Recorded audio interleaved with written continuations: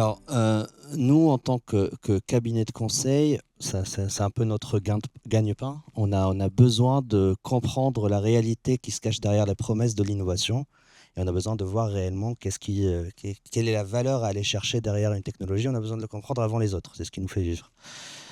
On a tourné, ça fait 3 ans, ça faisait 3 ans, voire 4 ans qu'on tournait autour du sujet de l'IA et de ce qu'on peut en faire, de quelle est la valeur à aller chercher, est-ce qu'on y va, est-ce qu'on n'y va pas. On avait beaucoup de peur liées à ça, beaucoup de sentiments d'urgence qui s'est accru ces dernières années, avec la peur d'être dépassé par les confrères, d'être dépassé tout court, euh, et de se dire qu'il fallait se lancer, mais comment se lancer? Est-ce qu'il y a réellement une valeur à chercher là-dessus? Alors, on a essayé de le faire comme des bons consultants, par le prisme du retour sur investissement, du ROI, de la maturité des technologies, du benchmark. Et au fait, on s'est rendu compte qu'il fallait y aller dans tous les cas et que ce n'était pas le bon axe parce qu'il n'y a pas un ROI à aller chercher. Nous, en tout cas, en tant que consultants, c'était un permis d'opérer qu'on achetait parce que ce qui est sûr, c'est que l'IA est là et elle va être un outil demain. Donc, lorsque ça arrivera, le premier point, c'est que l'IA aujourd'hui, c'est entre guillemets le too big to fail. Il y a beaucoup trop d'investissements qui sont déjà lancés, beaucoup trop d'acteurs pour que cette innovation sorte du cycle de la hype, comme on l'a vu sur, par exemple, la blockchain en supply chain.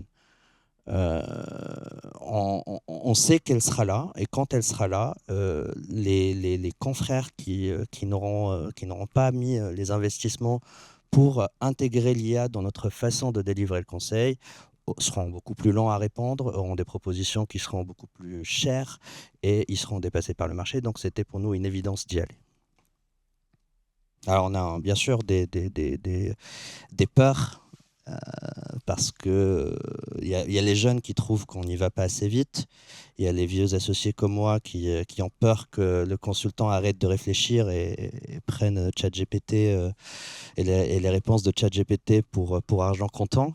Et ce dont enfin, moi, il y a une phrase que j'aime bien, c'est je veux que l'IA fasse la vaisselle et fasse le ménage pour que je dégage du temps pour faire de la création, pour faire du graphisme, pour faire de l'écriture. Je veux pas que l'IA fasse du graphisme et de l'écriture et de la création pour que je fasse du ménage et du repassage.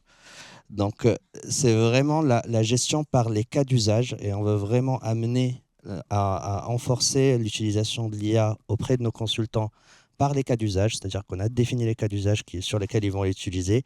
Et puis surtout, absolument important, on a investi énormément en conduite du changement parce qu'on veut leur apprendre à l'utiliser.